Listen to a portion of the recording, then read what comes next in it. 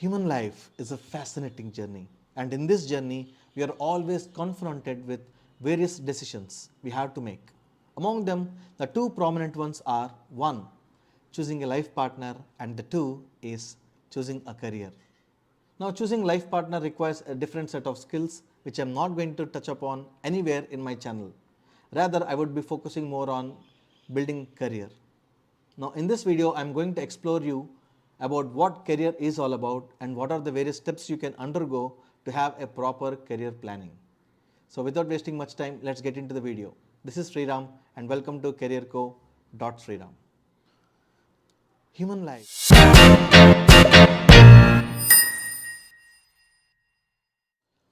To help you understand about career planning, there are four fundamental questions which I am going to answer one after the other.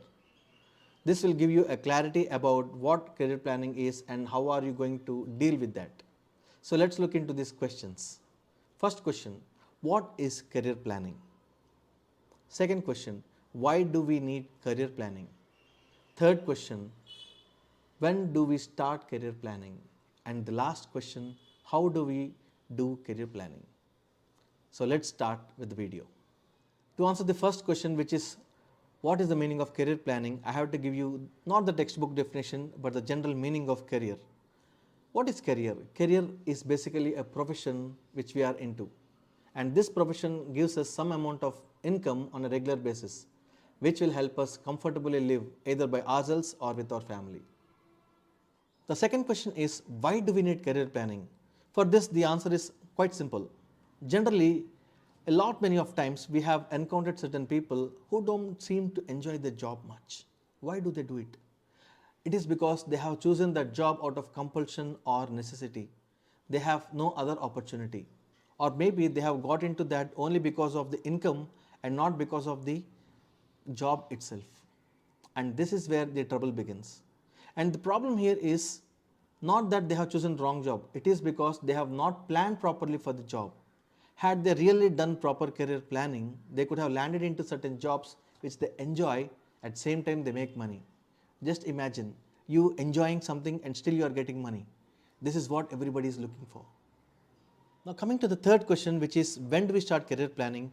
Ideally, there is no standard time. There are people who have started their careers quite late in their lives. We can talk about the examples of Colonel Sanders. He has started KFC at the age of 65.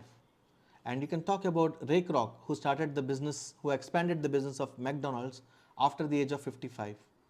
Why all that? Even our very own actor, Boman Irani sir, he has started his life at the age of 45 in film industry. And you know how successful he is today. So there is no standard age for planning for career. However, if you ask me the question, when should I start planning for career? And I can suggest you class 9 is the best option. Why class 9? It is the time when the physical and mental maturity begins to evolve, and this is ideally the best time.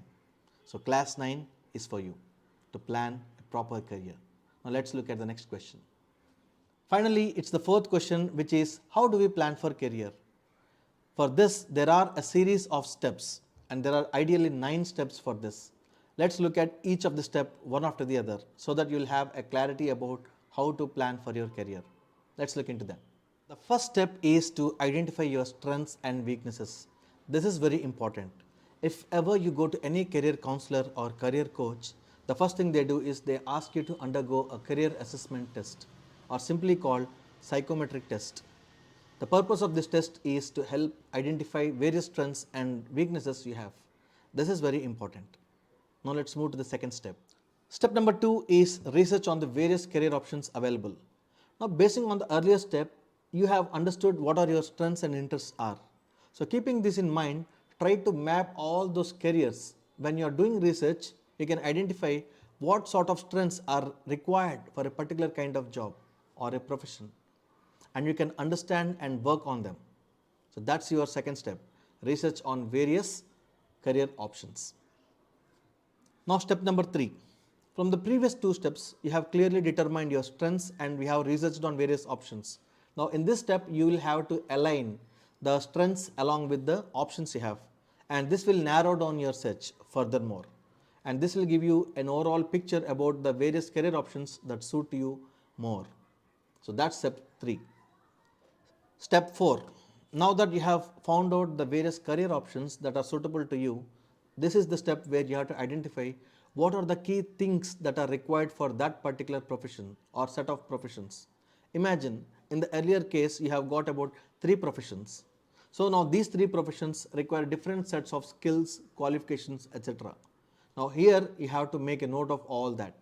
If you have just one, it's good. If you have more than that, maybe you have to write them separately on various sheets of paper about the various requirements for each of the professions.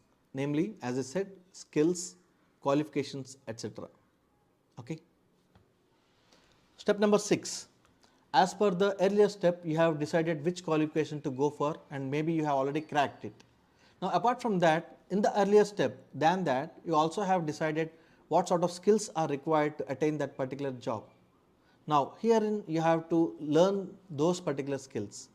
It may be hard skill or a soft skill because not all skills are taught at school or college. You may have to learn them outside, and there are various resources available. And even in this channel, I am planning to put up such resources that can help you develop those skills. Now, let's move to the next step. Step number 7. As and when you're approaching the end of your academics, it's high time for you to prepare a resume. And a solid resume can help you get a good job. So get ready for that as soon as you are approaching the exams. Step number 8. Preparing a resume isn't enough. You should also have an online presence in an appropriate way. And I'm not going to talk about the social media, I'm going to talk about the professional networking media, which is LinkedIn. Probably it is the only popular one existing right now on the market. You should learn how to create a profile and build a solid one across the platform. And this requires certain skills. And I'm going to teach you how to prepare a LinkedIn profile properly in my future video. Let's look into the last step. Step 9. This being the last step and the most important step. And it's the step when you should be ready with your LinkedIn profile along with a resume and a strong, solid skill set. And now it is high time for you to register yourself with various job portals and try to apply for various jobs. If you are lucky, you will already get campus placed. If you are not so lucky, maybe you may have to apply through these. Still, because you have already gone through all the required things so far, you will be ready for the job and you will be getting one very soon. So this is how we have to plan for career. Let's move into the next section. Congratulations on learning the series of steps which are required to help you get into that favorite job of yours. Now it's high time for you to start planning for your career from today onwards. Let's see you on the other video. Until then, thank you very much for your time watching this video. If you like this video, hit that like button. If you didn't, dislike button is also appreciated. But please do mention the reason in the comment section. And finally, don't forget to hit that notification bell so that whenever I post a new video, that will be shared on your screen. Thank you very much.